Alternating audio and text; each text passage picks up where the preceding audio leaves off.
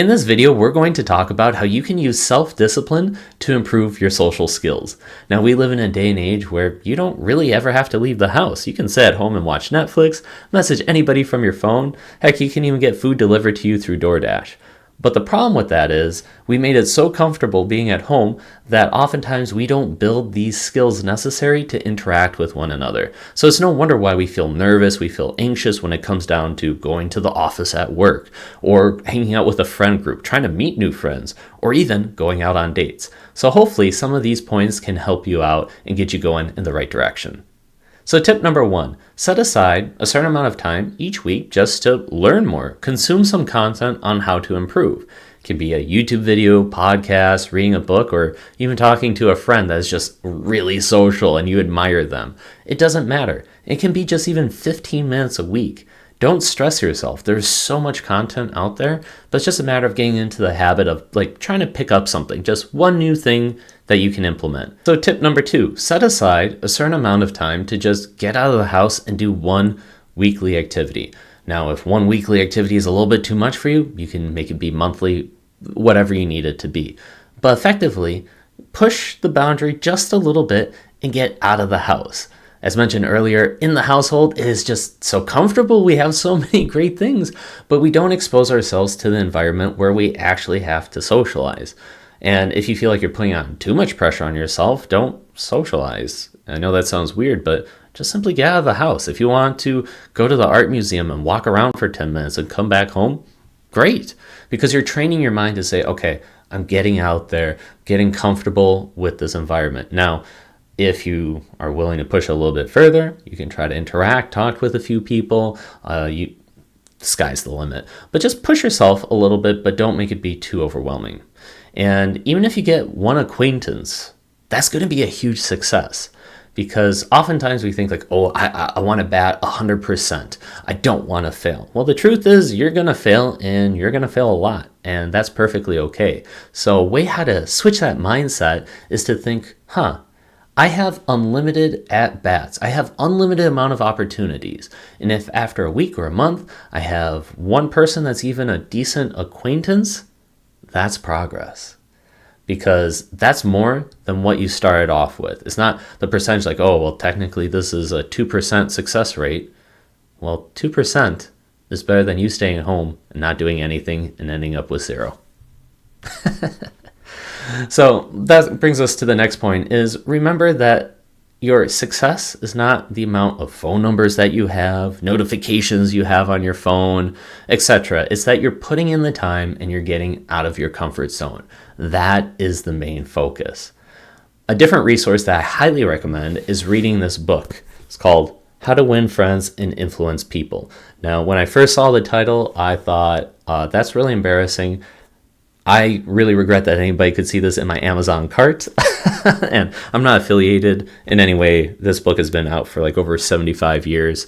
But overall, the techniques in that book is just amazing. It's just simple step-by-step guide. I learned so many different things. Feel free to check out different books that you like. But for me, that was really powerful. Kind of taught me the importance of listening and really thinking about what it's like from the other person's standpoint and how to interact. But when it comes down to, let's say, applying these skills, what type of events can we do? Where can we go? I'd recommend check out Facebook, Instagram, Eventbrite. Look for events that are happening around you. Preferably pick something that you've always wanted to do. Don't just pick something because F it, I'll do it. Hopefully you're kind of interested in it, because then that way, if nothing really happens in terms of your social interactions, you can at least come home and say it was an activity. I tried it. I kind of enjoyed it. So you're not leaving empty-handed. You have that experience. But then naturally, you're also more likely to be interested in what's happening. And then your vibes are going to be better when you interact, and it just puts you in a much better position. And if you're watching this, keep in mind that you're probably an introvert just like me. So that means it requires energy to interact. It doesn't fill your cup. You're not feeling more energized when you talk to somebody. It's your brain is thinking, you're overthinking, and then afterwards you're I kind of feel depleted. And that's okay. You may think, something's wrong with me. No. In fact, similar if you're like working out, set aside time to recover where you can stay at home and say, I'm chilling. I feel great about this. Get off my phone. Like, well, you don't have to get off your phone, but if people are hitting up your phone, you're like, hey, stop hitting me up. I'm not dealing this right now. I'm chilling. I got to recover because, this took a lot out of me. And also remember that messing up is a part of the process.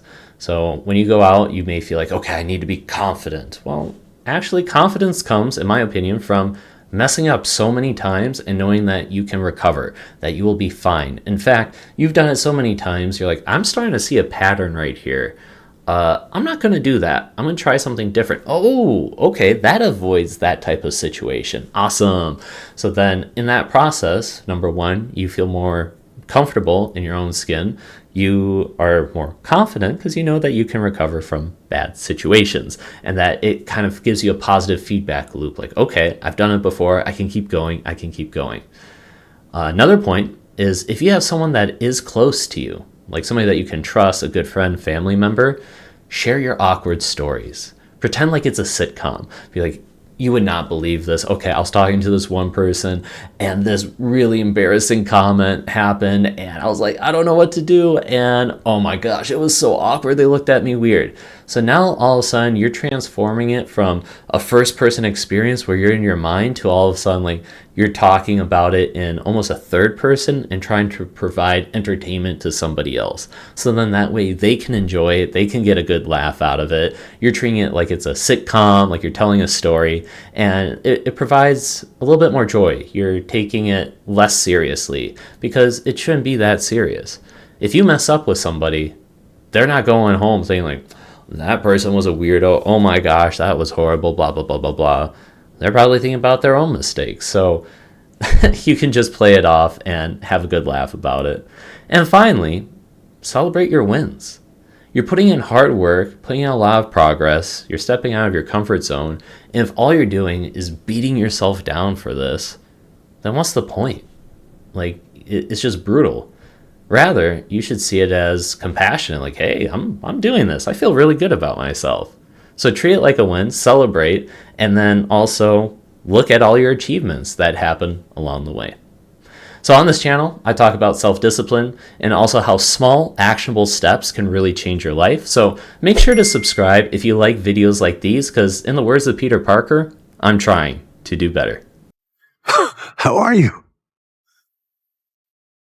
Trying to do better.